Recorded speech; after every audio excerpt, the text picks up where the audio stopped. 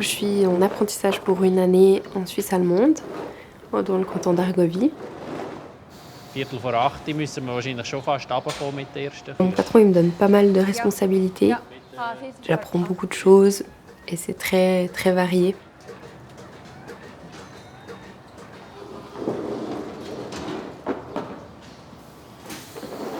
Il y a un robot de traite.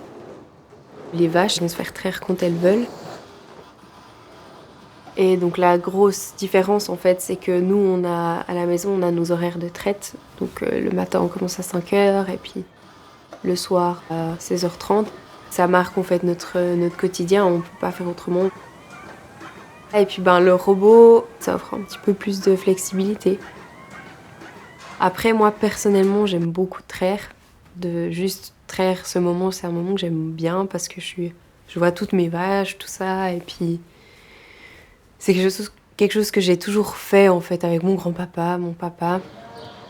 Quand je dis que moi j'aimerais construire une nouvelle salle de traite, des fois on me prend un peu pour une folle.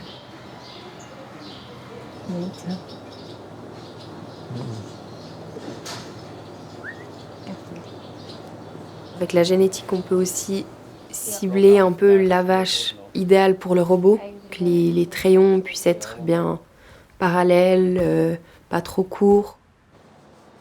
Mon patron, il a eu pas mal de soucis avec les browns suisses, au niveau un peu du caractère à la traite. Et c'est quelque chose qu'il a moins retrouvé chez la Holstein.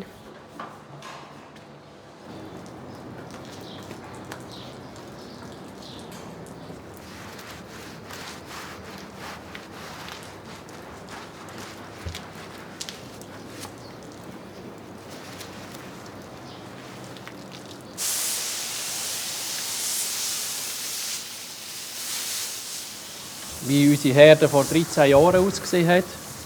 Damals haben wir ca. 2/3 der Herde noch Braun-Suisse und 1/3 Holstein. Dann hat man den Melkroboter angeschafft, eben im Jahr 2010. Und natürlich die Sitzenplatzierung, die eine wichtige Rolle spielt beim Melkroboter. Also die Sitze kann zuverlässig anhängen.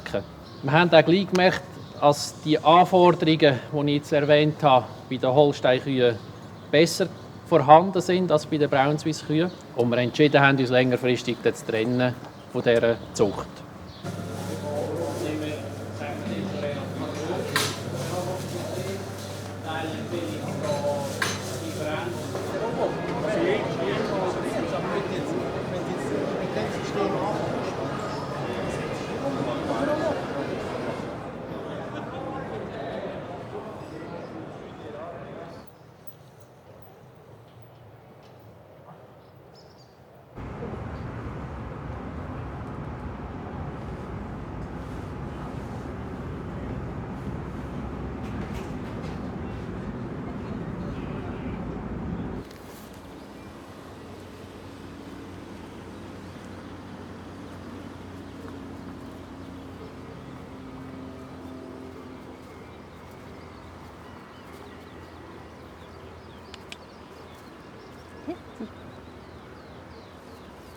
Moi, je ne sais plus leur nom. Hein.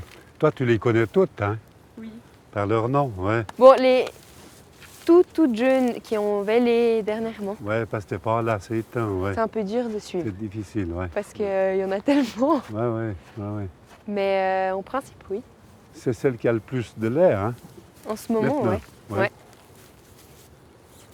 Avalanche. Avalanche, une avalanche de lait. Ouais, ça oui. Ouais. Quand mon grand-papa est arrivé, il y avait 4 vaches, tu vois. Ensuite, quand mon papa a repris, on avait 15 Simmental. Mhm. Et puis, à 18 ans, j'ai été en stage 4 mois en Hollande. Ouais. Et dans ce séjour de 4 mois, on avait des Holstein là-bas. Mhm. Et puis quand je suis arrivé, revenu à la ferme, puis que j'ai ouvert la porte d'écurie, je me suis dit, mais on a des zébus. C'est vrai que c'était des vaches déjà plus fines, plus laitières. Et puis les Simmental, c'était quand même une vache à deux fins, hein, lait et viande. Et puis, garder un troupeau de 15 Simmental à 7000 litres de moyenne ou 15 Holstein à 10 000 litres de moyenne, ben, il y a une nuance, point de vue économique. Ouais. Alors maintenant, ben, je suis fier. Hein. Vous avez un beau troupeau. Merci. Belle vache. Vous avez besoin de papa et avec pour l'instant. Ouais, mais toi, tu y es pour quelque chose aussi. Je suis fier de mon fils et de ma petite fille.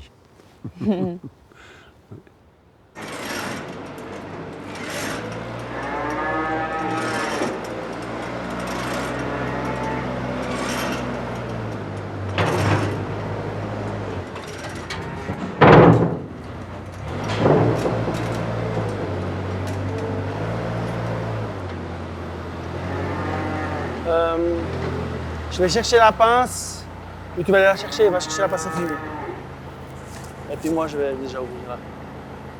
Mais c'est les... La pince à fumer. Ouais, mais maintenant, c'est les nouveaux embouts. Ouais, tu croches juste comme ça, tu verras. Ça Juste se croche tout seul? Tu croches comme ça, puis tu viens là, on verrouillera ici. Voilà, tout droit. Avance, avance. Baisse un peu. Baisse. Incline comme ça, Lauriane. Voilà. Avance. Avec mon papa, on s'entend très bien. On a plutôt les mêmes idées et tout, donc c'est cool parce que c'est pas donné à tout le monde. Lève seulement par-dessus le portail, comme ça tu ne pas gêner. Je suis pas encore énormément sur l'exploitation, donc je me réjouis aussi de venir et d'être un peu à temps plein ici. Mon papa il est encore jeune, il n'est pas tout de suite à la retraite. On travaillera ensemble dans un premier temps et petit à petit je reprends toujours un peu plus et puis un jour je le laisserai partir à la retraite. Mais on l'a vu aussi avec mon grand-papa, ça prend toujours un peu de temps. Il y a encore 10 ans, il traisait tous les matins, il venait encore à 5 heures. Ça fait partie de nous, c'est ce que tu as construit, donc c'est sûr que tu peux pas l'oublier comme ça du jour au lendemain. Que tu sais que là-bas, c'était le berceau de la Holstein, c'est là-bas qu'ils ont amélioré la race, ben, ça m'a encore plus motivé d'y aller. Quand je suis arrivé au Canada, j'avais aussi 19 ans, c'était un petit rêve parce qu'ici, on avait nos petits troupeaux, on commençait avec la Holstein chez nous. Et puis le Canada, ben, ça attire, puis encore aujourd'hui, toujours. Surtout ceux qui aiment la génétique. Donc du coup, pourquoi t'es pas resté au Canada? Si je voulais aller là-bas, c'était que même pour le potentiel génétique, même qu'on se rendait compte que gentiment, ça allait s'ouvrir en Suisse. Mais aujourd'hui, je regrette rien. On a une belle exploitation, quoi. Mais bon, pour en revenir à ton stage, c'est trop top. Je suis content. Tu vas beaucoup apprendre. Tu vas avoir du plaisir. Oui, je me réjouis.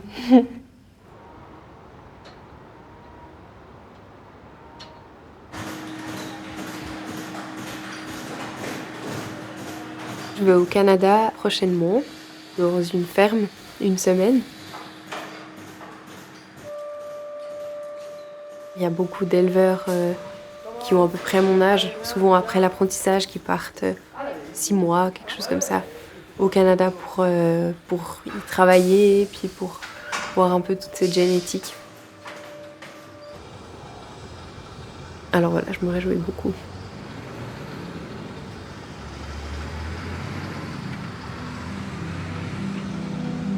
Alors, ouais, comme ça, arrière du printemps d'été. C'est pour le transport. Pour le transport, on pourra les transporter ensemble. Stop, on arrête, on voit le vert. Ah, il est gay, moi. Il a tout le temps le sourire à chaque fois que tu le regardes. Il est là.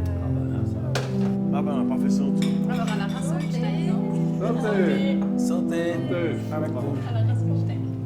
On voit l'âge de Lauriane. Ouais. Papa m'a fait une surprise. Je pourrais choisir 5 embryons. 5 embryons.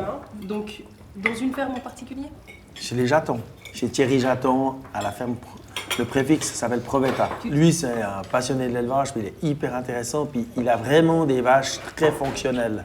Moi, j'avais été impressionné là-bas de cette C'est toujours la même personne avec... Ouais, alors moi, j'avais fait avec Marcel, son papa, et Thierry était là. Ah ouais. Mais maintenant, c'est Thierry Ouais. qui va négocier avec Lauriane. Voilà. Et puis alors là, tu te débrouilles toute seule pour acheter. Bah oui, il est pas là. Ouais.